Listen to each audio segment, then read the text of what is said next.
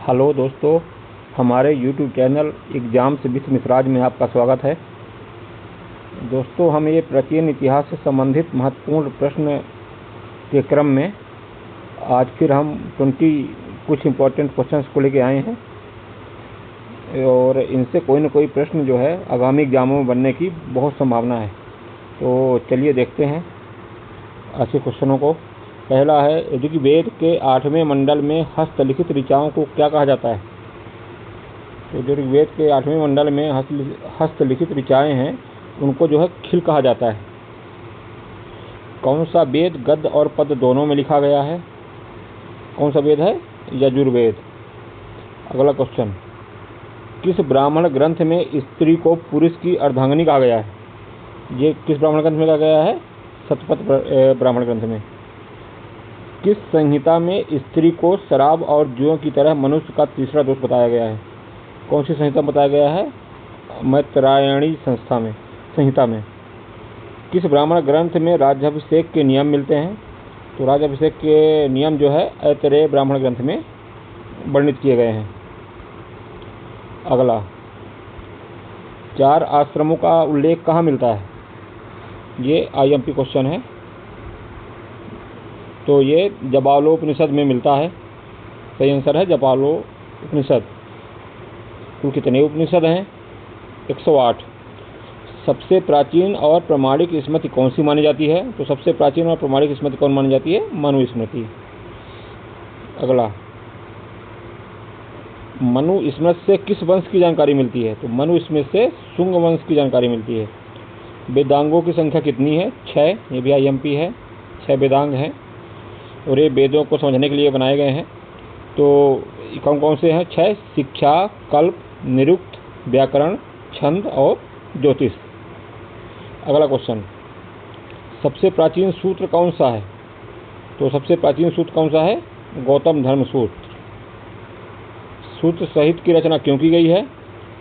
सूत्र साहित्य की रचना वैदिक साहित्य को अक्षुण्ण बनाए रखने के लिए। यह भी IMP क्वेश्चन है। पुराणों की कुल संख्या कितनी है? पुराणों की कुल संख्या कितनी है? 18। विष्णु पुराण से किस वंश की जानकारी मिलती है? तो विष्णु पुराण से किस वंश की जानकारी मिलती है? मौर्य वंश की। ये भी IMP है। मत्स्य पुराण से किस वंश की जानकारी मिलती है?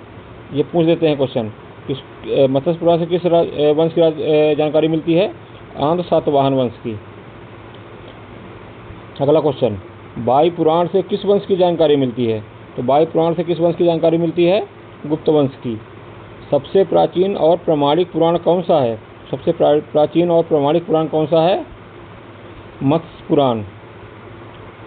अगला क्वेश्चन, कृष्ण का वर्णन किस पुराण में है? तो कृष्ण का वर्णन किस पुराण में किया गया है? अग्नि पुराण में। पुराणों के रचयिता कौन है? पुराणों के रचयिता किसे माना जाता है? लोमहर्ष और उनके पुत्र उग्रश्रवा को। और ये आखिरी क्वेश्चन है आज का, कितने पुराणों में राजाओं की वंशावली मिलती है? तो 18 पुराणों में से 5 पुराण ऐसे हैं जिनमें राजाओं की वंशावली मिलती है। कौन कौन से? मत्स्य, वायु, विष्णु, ब्राह्मण और भागवत पुराण। भागवत पुराण वही है जो हम भागवत कथा सुनते हैं।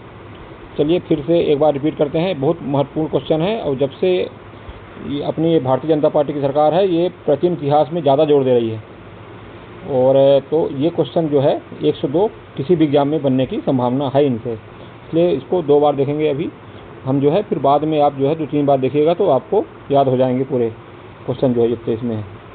तो देखते हैं, ऋग्वेद के 8वें मंडल में हस्तलिखित ऋचाओं को क्या कहा जाता है? खिल कहा जाता है। कौन सा वेद गद्य और पद्य दोनों में लिखा गया है? यजुर्वेद।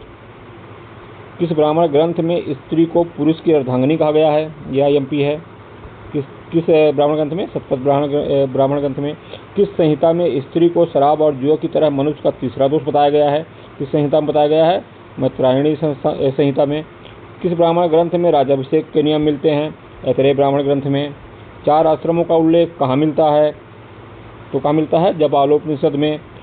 उपनिषदों की कुल संख्या जो है कितनी है? 108। सबसे प्राचीन और प्रामाणिक स्मृति कौन सी मानी जाती है? मनुस्मृति। मनुस्मृति से किस वंश की जानकारी मिलती है? शुंग वंश की। वेदांगों की संख्या कितनी है? 6। कौन कौन से? शिक्षा, कल्प, निरुक्त, व्याकरण, छंद और ज्योतिष। सबसे प्राचीन सूत्र कौन सा है? गौतम धर्म सूत्र। सूत्र साहित्य की रचना क्यों की गई है? वैदिक साहित्य को अक्षुण्ण बनाए रखने के लिए। पुराणों की कुल संख्या कितनी है? 18। विष्णु पुराण से किस वंश की जानकारी मिलती है? मौर्य वंश की। मत्स्य पुराण से किस वंश की जानकारी मिलती है? आंध्र सातवाहन वंश की। वायु पुराण से किस वंश की जानकारी मिलती है? गुप्त वंश की। सबसे प्राचीन और प्रामाणिक पुराण कौन सा है? मत्स्य पुराण। कृषि का वर्णन किस पुराण में मिलता है? अग्नि पुराण में। पुराणों के रचयिता कौन माने जाते हैं? लोमहर्ष और उनके पुत्र उग्रश्रवा। और आखिरी क्वेश्चन, कितने पुराणों में राजाओं की वंशावली मिलती है? तो 5 पुराणों में। कौन कौन से? मत्स्य, वायु, विष्णु, ब्राह्मण और भागवत पुराण। तो दोस्तों इस वीडियो को 4 से 5 बार देखिएगा।